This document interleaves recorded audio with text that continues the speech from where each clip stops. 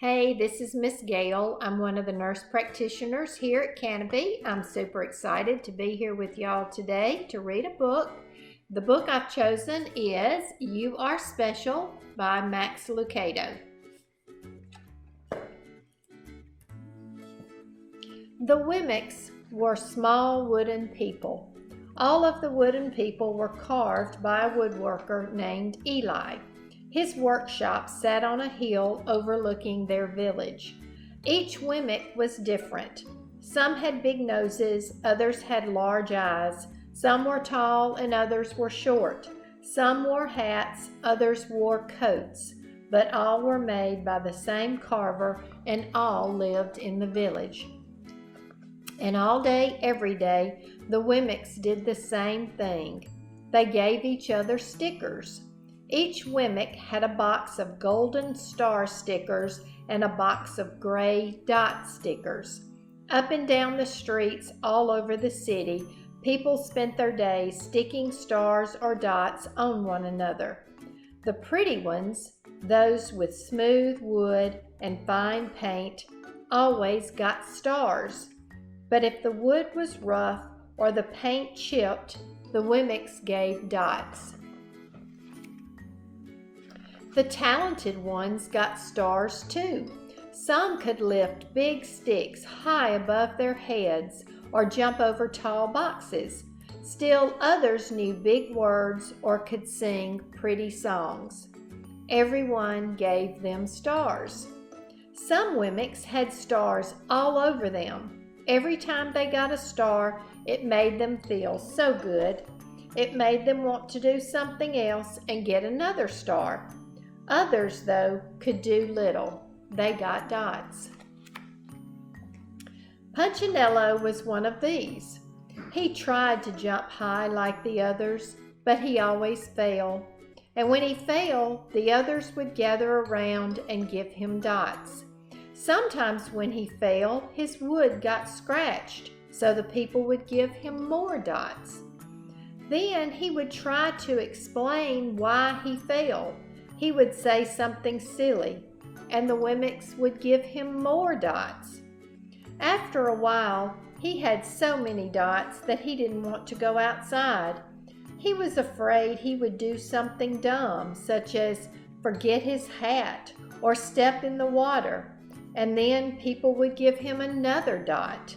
In fact, he had so many gray dots that some people would come up and give him one for no reason at all.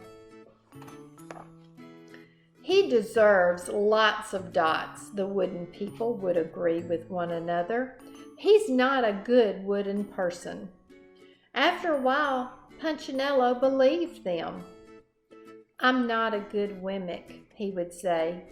The few times he went outside, he hung around other Wimmicks who had a lot of dots.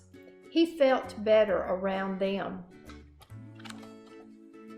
One day he met a Wemmick who was unlike any he'd ever met. She had no dots or stars. She was just wooden. Her name was Lucia. It wasn't that people didn't try to give her stickers. It's just that the stickers didn't stick. Some of the Wimmicks admired Lucia for having no dots, so they would run up and give her a star, but it would fall off.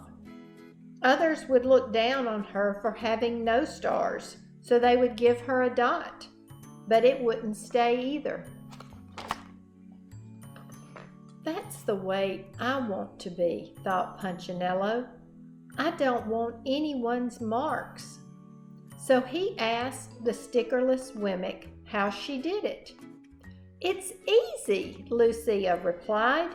Every day I go see Eli. Eli? Yes, Eli, the wood carver. I sat in the wood shop with him. Why? Why don't you go find out for yourself? Go up the hill. He's there. And with that, the Wemmick who had no stickers turned and skipped away. But will he want to see me? Punchinello cried out. Lucia didn't hear. So Punchinello went home. He sat near a window and watched the wooden people as they scurried around, giving each other stars and dots. "It's not right," he muttered to himself, and he decided to go see Eli. He walked up the narrow path to the top of the hill and stepped into the big shop. His wooden eyes widened at the size of everything. The stool was as tall as he was. He had to stretch on his tippy toes to see the top of the workbench. A hammer was as long as his arm. Punchinello swallowed hard.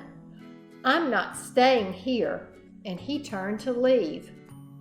Then he heard his name. "Punchinello." The voice was deep and strong. Punchinello stopped. "Punchinello, how good to see you.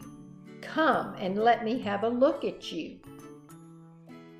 Punchinello turned slowly and looked at the large, bearded craftsman. "You know my name?" the little Wemmick asked. "Of course I do. I made you." Eli stooped down and picked him up and set him on the bench. The maker spoke thoughtfully as he looked at the gray dots. "Looks like you've been given some bad marks." "I didn't mean to, Eli. I really tried hard." "Oh, you don't have to defend yourself to me, child. I don't care what the other Wemmicks think." "You don't?" "No, and you shouldn't either. Who are they to give stars or dots? They're Wemmicks, just like you."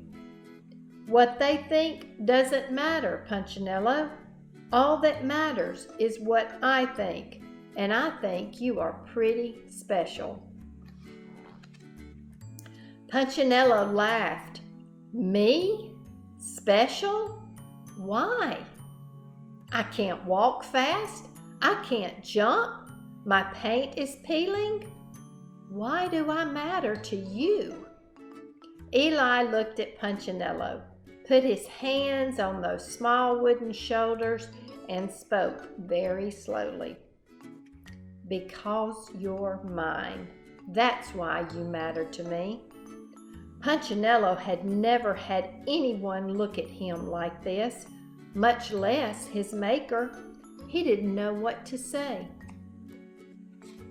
"Every day I've been hoping you'd come," Eli explained. "I came because I met someone who had no marks," said Punchinello. "I know. She told me about you." "Why don't the stickers stay on her?" The maker spoke softly. "Because she has decided that what I think is more important than what they think. The stickers only stick if you let them." "What?" "The stickers only matter if they matter to you. The more you trust my love, the less you care about their stickers." "I'm not sure I understand." Eli smiled. "You will, but it will take time. You've got a lot of marks. For now, just come to see me every day and let me remind you how much I care."